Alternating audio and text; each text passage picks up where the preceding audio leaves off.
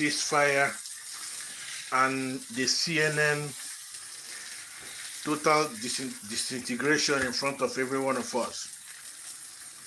When Trump conducted or authorized the airstrike, one thing is obvious. He didn't, even though he's the president, I don't think he did it in the name of Trump, but in the name of the United States. But of course, oppositions usually spin things the way it favors them. Can be understood. That's politics. Otherwise, they wouldn't have any chance of coming back to power. But when that line of spinning cannot be differentiated between outright spinning and reality, then you know that either a particular party is losing their entire hold, or partisan politics has taken over common sense. And that is what you're seeing in the Democrat Party throughout their remaining leadership column. And when I say leadership column, I mean the people like whatever she answered. Who doesn't know what civil discussion is, even though she's a lawyer? And Ocasio-Cortez, who is like a conductor on steroid, who doesn't know where the end of the road stops and when the new sign begins. So when two people like that, whose ideology are completely blown out of common sense, are the voices heard from the opposition, you know that the opposition, what part they are in for a very long ride without any reasonable position in the polity. So now, as I said, I don't like any country conducting any military strike in any country. And as that being said, when a country is brazenly calling for the death of another country, they should be taken serious. They should be taken seriously, because that is not, it's not a joke that you sit on your seat of power, burn the flag of another country. In the olden days, those are signs of pure opposition, pure enmity. And there used to be enough reason to go to war. Do I suggest that anyone should go to war because their flag is burned? No. But it's a different thing that the flag of a country is burned along the street of another country than it is burned in the seat of power, the citadel of power of another country. So the strike, when Trump authorized that strike,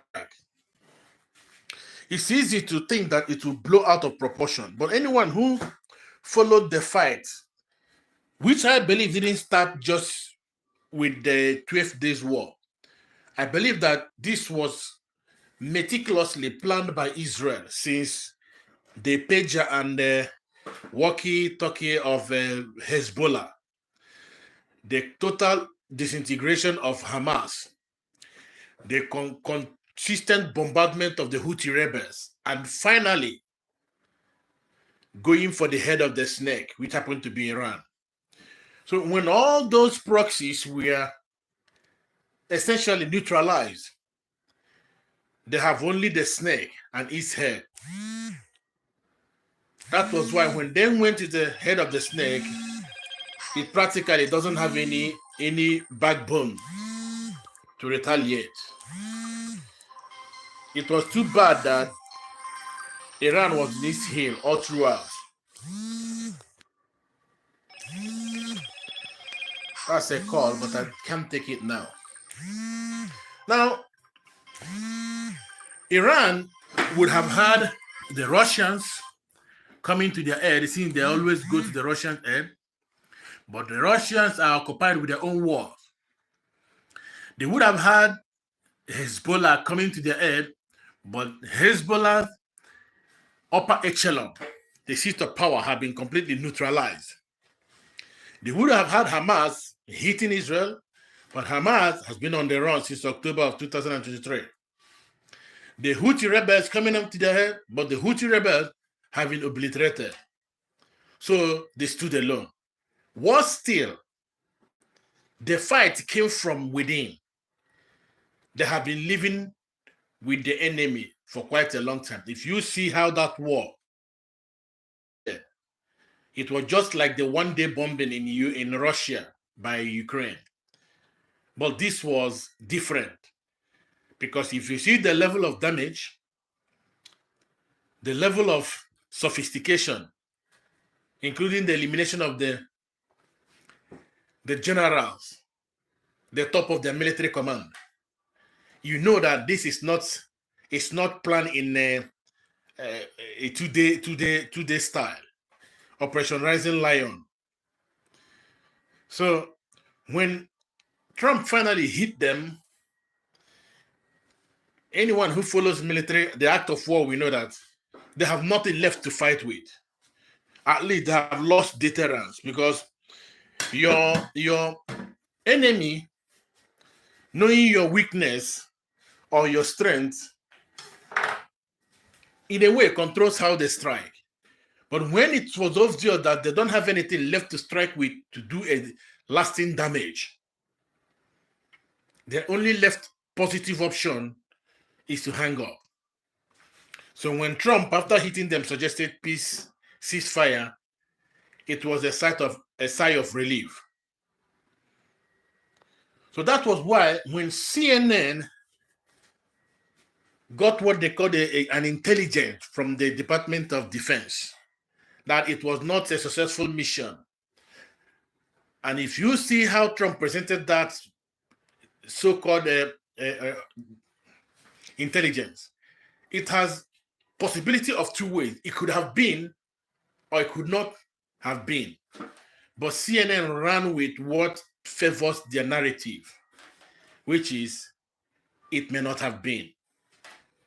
But since then, every other intelligence coming out of the area, the Israeli, the IAEA, Iranian foreign minister, all of them have been of the view that it was obliterated or at least severely damaged.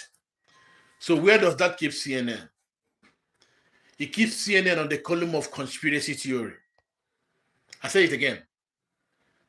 CNN persistent denial of the success of the mission has finally kept them on the page of conspiracy theory. They now sound more like conspiracy theories than a genuine news organization, unfortunately. So Trump unloaded on them, rightfully so. They have been going through hell. Their rating have been so terrible. I don't even know if they survived this one. But they brought this upon themselves. They brought this upon themselves. You know when to hold them if it's Kenny Rogers. Know when to walk away. But they're biting on this bone that has no meat left on it for them.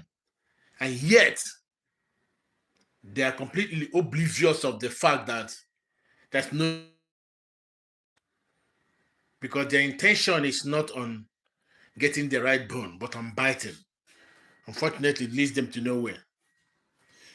So the fallout of the strike is that the strike by Trump, if you ask the fans, the MAGA especially, and coincidentally, if you check the CNN poll that came out this week after the whole strike, you realize that 79% of Democrats, 79% of independents, and 83% of the Republicans supported that Iran must not have nuclear weapons. To be able to see such number from the Democrats in US, you know that something is happening, and the Democrats are completely blindfolded on this. They are blindsided. I am of the view that before all this is over, Trump is going to hit a mark that nobody believes is possible. His critics will, most of them, of course, will come around. But those who are having chronic TDS, unfortunately, there's nothing, they can't be saved. But at least we wish them well. So we enjoyed the peace that Trump brought, or at least the calm. As you see in NATO, NATO gathering yesterday, the welcome he got here was better than any time in his 10 years in politics. And that's positive. The Democrats said that he's kicking people away, he's isolating America. That the daddy, as he was called, has left the family. On the contrary, daddy was there in the middle of the family picture. So let us see how this movie ends. And it's Thursday, and I wish you a beautiful day. It's sunny here in Sweden. Enjoy the moment, and let's enjoy this peace while it lasts, and hope that Iran will lead its people to the promised land, starting from this ceasefire. Good.